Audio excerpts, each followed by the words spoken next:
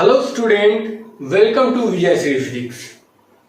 Student, मैं Vishal sir आप लोगों को क्लास 11th के सेकेंड चैप्टर मैथमेटिकल टूल्स पढ़ाने जा रहा हूं। फिजिक्स को ऑपरेट करने के लिए, फिजिक्स को समझने के लिए, फिजिक्स के द्वारा किसी कंक्लूजन तक पहुंचने के लिए हमें मैथमेटिक्स की हर जगह पर आवश्यकता पड़ती है। बट मैथमेटिक्स को हम लोग बहुत डिटेल में नहीं पढ़ेंगे। हमें जैसे कोई एक इंस्ट्रूमेंट बनाने के लिए हमें जिन जिन औजारों की आवश्यकता होती है, हम उन औजार को लेते हैं, उन औजार के बारे में जानते हैं और उसका उपयोग कैसे करना है उसके बारे में जानते हैं। अगर ये जाने रहते हैं तो हम लोग वो जो इंस्ट्रूमेंट बना रहे हैं वो आसानी से बना पाते हैं। बस वही फिजिक्स को क्लास 11th और क्लास 12th में पढ़ने के लिए जिन जिन मैथमेटिक्स के चैप्टर को हम लोगों को पढ़ना है, कैसे उसका उपयोग करना है, इसके बारे में हम लोग समझेंगे और जानेंगे। तो हम लोग सबसे पहले मैथमेटिक्स में, बेसिक मैथमेटिक्स में हम लोग सबसे पहले लॉगरिथम के बारे में पढ़ेंगे। ठीक है, लॉगरिथम लघुगणक। ओके, तो लॉगरिथम का यूज हम लोग क्यों करते हैं? पहला क्वेश्चन कि लॉगरिथम का यूज हम लोग फिजिक्स में क्यों करते हैं? तो बहुत ऐसे प्रश्न होते हैं, है ना, जिनका कैलकुलेशन हम सामान्य विधि से कर सकते हैं, बट कुछ क्वेश्चंस ऐसे भी होते हैं जिनको हम सामान्य विधि से उसको कैलकुलेट नहीं कर पाते हैं। तो उसके कैलकुलेशन के लिए, प्रॉपर कैलकुलेशन के लिए हम लोगों को लॉगरिथम की आवश्यकता पड़ी। जैसे अगर आपसे पूछा जाए कि x टू द पावर 10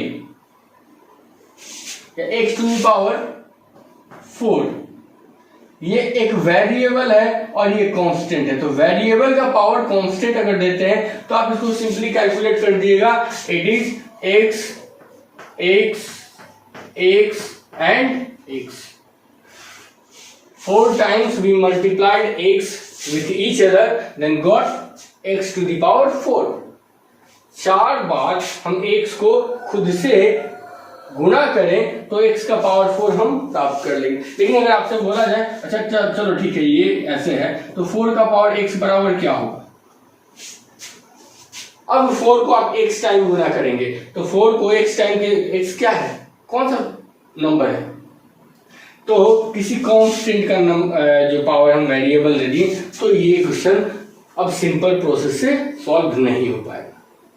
तो इस प्रकार से बहुत सारे प्रश्न होते हैं जिनको सामान्य विधि से हम सॉल्व नहीं कर पाते हैं, तो उसको सॉल्व करने के लिए हम लोग लॉगरिथम का यूज करते हैं। तो लॉगरिथम में कुछ बेसिक फॉर्मूला है ना, उसके बारे में हम लोग समझ लेते हैं और फिर से जानेंगे कि लॉगरिथम का यूज हम लोग कैसे करेंगे। ठीक है, तो कुछ बेसिक फॉर्मूला है, उसको यहाँ पर समझ लेते हैं। जैसे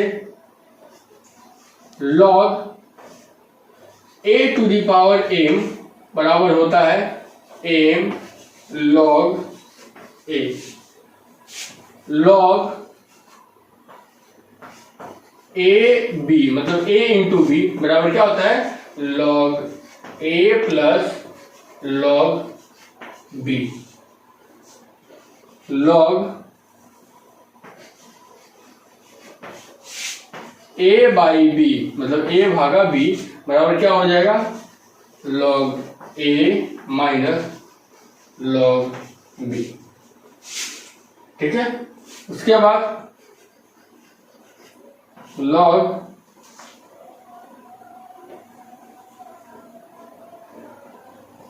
a अगर है और इस log का बेस भी क्या है? a है, तो इसका वैल्यू 1 हो जाता है।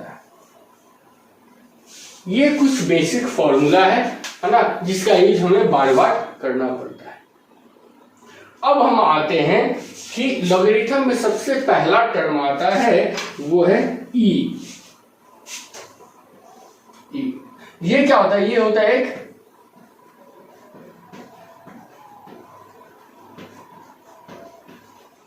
एक्सपोनेंशियल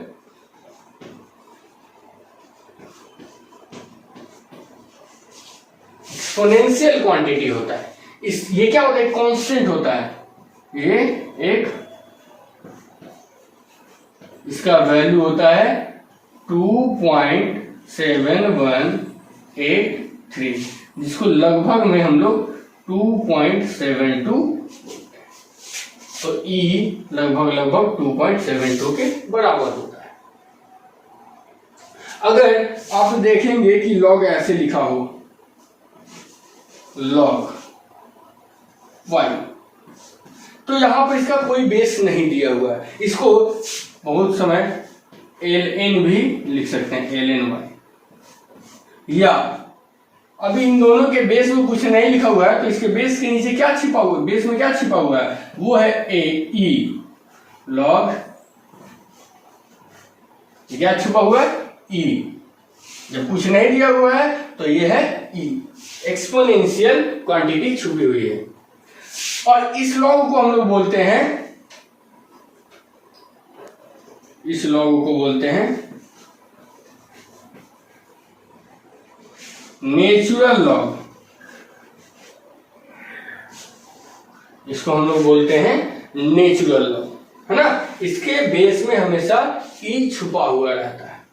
ओके, अब देखते हैं कि यदि आपके सामने वही जो पहले हमने प्रश्न पूछा था, उसी के आधार पे हम लोग देखते हैं कि यदि आपके सामने एक क्वेश्चन दिया हुआ हो कि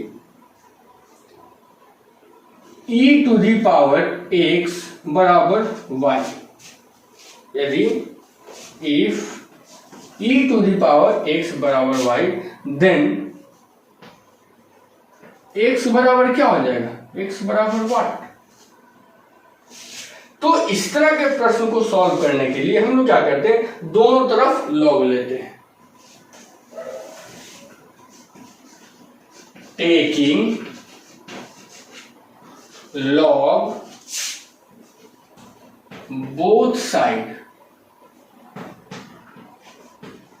दोनों तरफ लॉग लेते हैं, तो क्या हो जाएगा, log ex बराबर log y।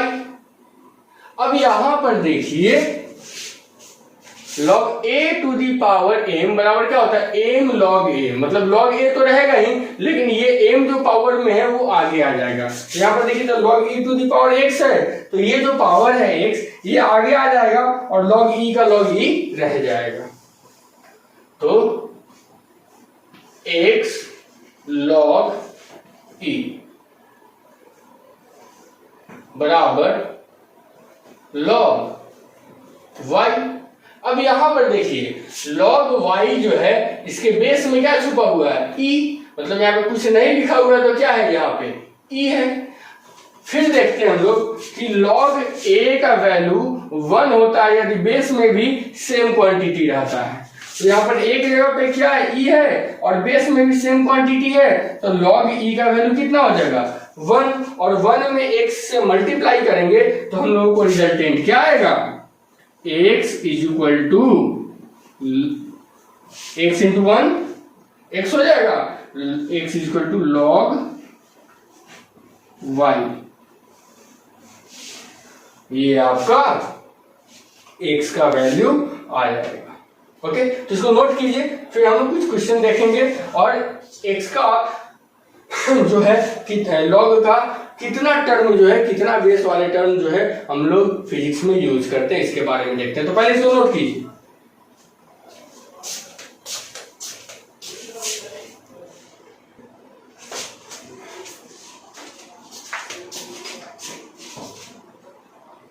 अब जो है देखते हैं हम लोग इधर,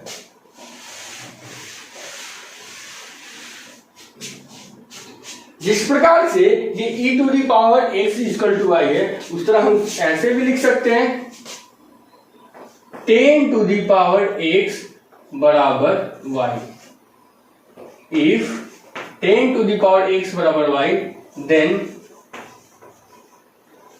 x बराबर 10, सॉरी x बराबर 1, ये अगर पूछा है। लेकिन फिजिक्स में हम लोग अधिकतर दो ही प्रकार का लॉग, एक जो लॉग है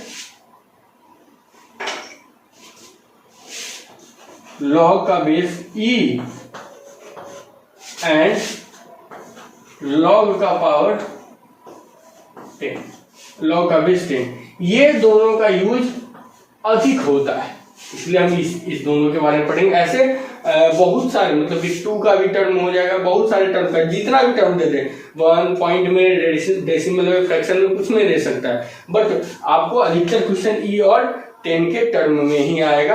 ओके, तो ई का टर्म हम लोग समझ चुके हैं, अब 10 का टर्म थोड़ा समझ लेते हैं।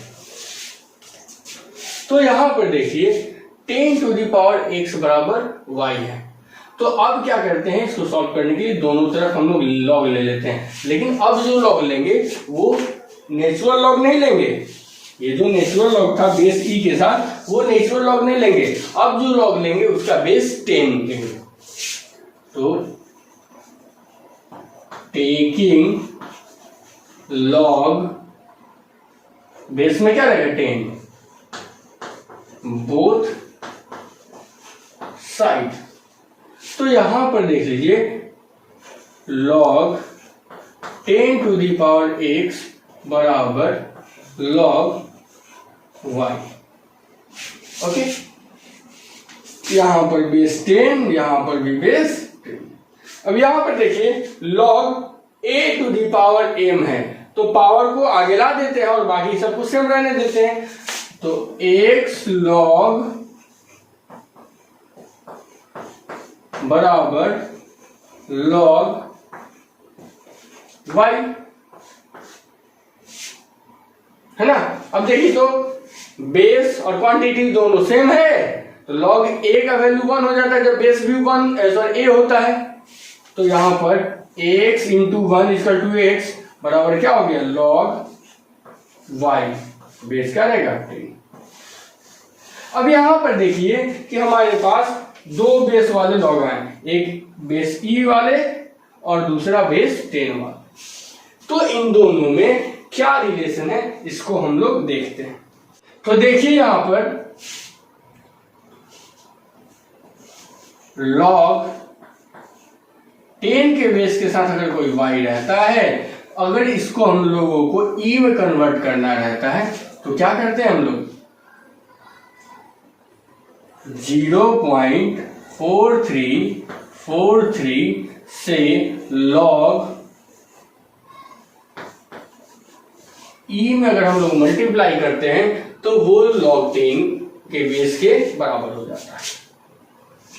अगर हम लोग log ई को log 10 में कन्वर्ट करें तो क्या हो जाएगा log नेचुरल log y बराबर क्या हो जाएगा, ये गुना में इधर आके क्या हो जाएगा भागा में 1/0.4343 log 10y।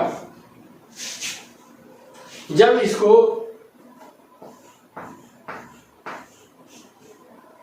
कटाएंगे तो हम लोगों को मिलेगा 2.302, मतलब नेचुरल लॉग y जो है 2.302 टाइम्स ऑफ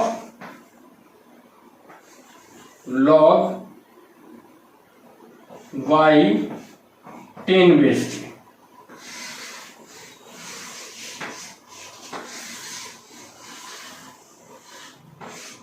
बस इतनी ही जो है आपको आवश्यकता है, इस कंसेप्ट के द्वारा आप बहुत सारे प्रश्न जो है वो बना पाइएगा। जैसे हम कुछ क्वेश्चंस जो है वो देखते हैं।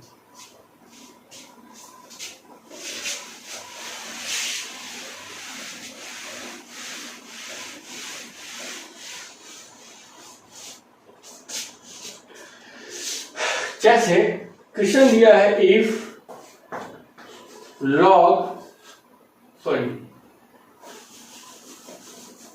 if 10 to the power 2x बराबर e।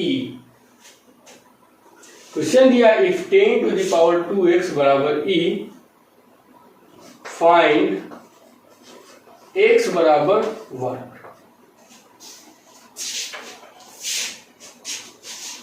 if 10 to the power 2x बराबर e, then find x is equal to 1। ये क्वेश्चन है। खुद से आपको ट्राई कीजिए, है ना, और फिर देखते हैं हम लोग। तो यहाँ पर देखिए हम लोगों को ये पावर हटाने के लिए, कांस्टेंट के ऊपर वेरिएबल हटाने के लिए हम लोगों ने नेचुरल लॉग लिया दोनों तरफ। टेकिंग लॉग बोथ साइड, दोनों तरफ हम लोग लॉग लेते हैं। तो log 10 to the power 2x बराबर लॉग e। ये नेचुरल लॉग है, जब कुछ नहीं लिखा हुआ है नीचे e छुपा हुआ है तो इसका वैल्यू कितना हो जाएगा 1, क्योंकि बेस में e छुपा हुआ है। और यहां पर 2x बाहर आ जाएगा तो 2x log 10 बराबर 1। अब यहां पे तो है e को, अगर हम लोग e को 10 से कंपेरिजन करें तो मुश्किल है, तो इसलिए हम क्या करते हैं यहाँ पर 10 के साथ बेस भी 10 करते हैं ताकि आसानी से इसका वैल्यू हम लोग रख सकें। तो e को 10 में कन्वर्ट करने के लिए, e को 10 में कन्वर्ट करने के लिए क्या करना पड़ेगा, इससे मल्टीप्लाई करना पड़ेगा। तो लिखते हैं 2x इंटू 2.302 log 10 और बेस भी क्या रहेगा 10 बराबर 1। ठीक है, तो मल्टीप्लाई करेंगे तो x इंटू 406.4 बराबर, अब ये देखिए तो इसका वैल्यू 1 हो जाएगा क्योंकि बेस और ये दोनों सेम है 1। तो x बराबर 1/4.604, ये आपका आंसर हो गया।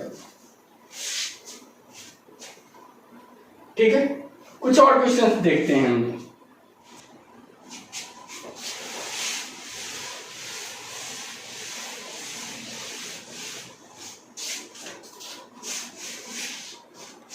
क्वेश्चन है लॉग